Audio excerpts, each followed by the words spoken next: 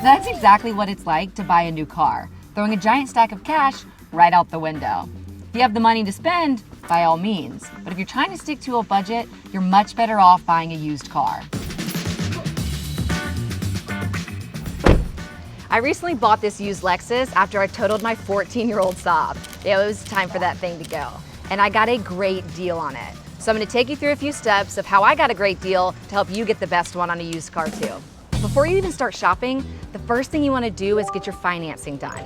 Once that's approved, you'll have a set budget and a price range in mind, so you don't start looking at cars that are way out of your price range that you could never afford the monthly payments. When it's time to start shopping, do a little homework and pay attention to which brands and models are going to cost you less to maintain over time.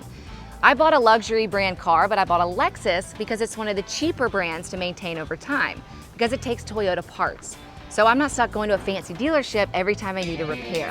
When you buy a used car, you buy it as is. So that means you inherit any potential problems that come along with it. So you really want to pay attention and look for low mileage and a clean Carfax report, which means the car hasn't been in any accidents. That way it reduces your chances that the car is going to cause you problems down the road. So this is never a good situation, right?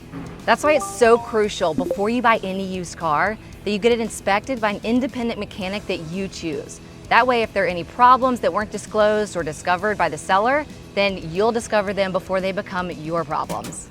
Don't just walk into a dealership and buy the great deal that they offer you right up front. So start looking around at sites like Car Gurus, Auto Trader, TrueCar, Facebook, Craigslist, and start paying attention to the price points of certain brands and models. That way, when a good deal pops up, you'll recognize it and you can jump on it.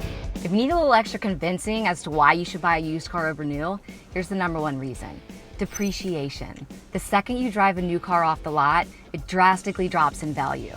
In the first year alone, it can lose about 30% of its value, but between 3 to 5 years is when it's really already hit that biggest depreciation point, and that's where your sweet spot is for buying a used car. It took me about 4 months to find the right car at the right price, but I was patient, I did my homework, and I got a great deal. And it saved me about $20,000 over buying new. And one more thing, buying used allowed me to afford a luxury brand that I love, and it's a great car. So I'm gonna go continue enjoying it.